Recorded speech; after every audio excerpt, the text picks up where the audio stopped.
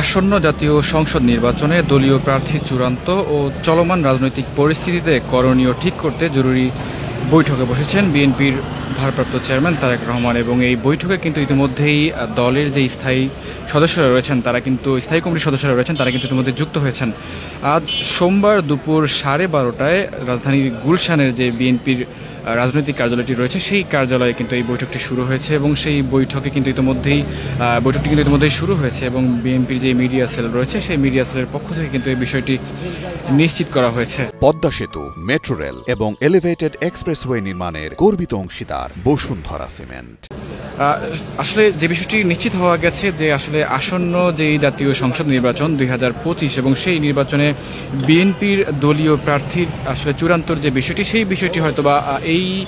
মিটিংয়ে আলোচনা হচ্ছে এবং পাশাপাশি কিছুক্ষণের মধ্যে হয়তোবা মিটিংটি শেষ হতে পারে এবং তার পরবর্তীতে হয়তোবা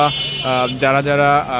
দলীয় মনোনয়ন পাচ্ছেন অর্থাৎ ধানের শীষের হয়ে যারা নির্বাচন করবেন তাদের নামটি হয়তোবা ঘোষণা হতে পারে। একটু জানিয়ে রাখতে চাই আসলে 5ই আগস্টের পর থেকেই কিন্তু আসলে বিএনপির যারা তৃণমূলের নেতাকর্মীরা রয়েছেন যারা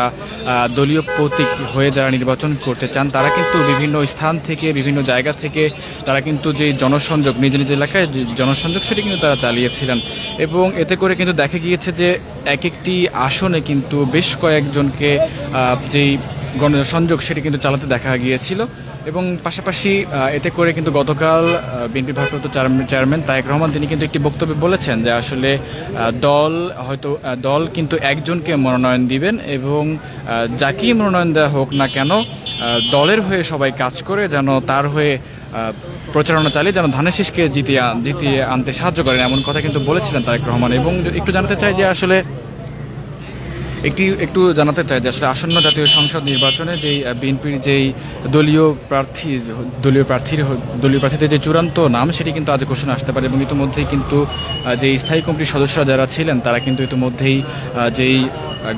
গুলশান যে পার্টি অফিস সেই পার্টি অফিসে তারা কিন্তু উপস্থিত হয়েছেন এবং তারেক রহমান তিনি কিন্তু সেই লন্ডন থেকে তিনি কিন্তু আজকের যে স্থায়ী কমিটির যে বৈঠক সেই বৈঠকে তিনি কিন্তু সভাপতিত্ব করছেন।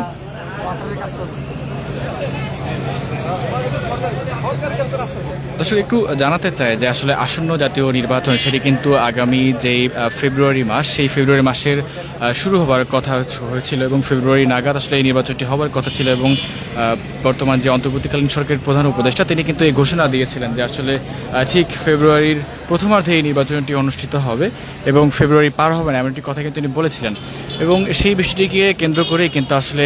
দেশের যে রাজনৈতিক দলগুলো রয়েছে সেই রাজনৈতিক দলগুলো তারা কিন্তু যার মতো করে নির্বাচনের যে প্রচারণা সেটি কিন্তু চালাচ্ছিলেন এবং পরবর্তীতে কিন্তু আমরা দেখেছি একে একে সবগুলো রাজনৈতিক দলের নেতাকর্মী তারা কিন্তু তাদের মতো করে যে প্রচারণা সেটি কিন্তু চালাচ্ছিলেন এবং বিএনপির হয়েও কিন্তু আমরা দেখেছি যে এক একটি আসনে অর্থাৎ প্রতিটি আসনে একাধিক প্রার্থীকে কিন্তু প্রচারণা চালাতে দেখা গিয়েছে এবং গতকাল কিন্তু বিএনপির ভারপ্রাপ্ত চেয়ারম্যান তারেক রহমান কিন্তু বলেছেন যে দল যাকেই মনোনয়ন দিক না কেন সবাইকে মিলে একসঙ্গে কাজ করে ধানের শীষকে জিতিয়ে আনতে হবে এমন একটি কথা কিন্তু তিনি বলেছিলেন।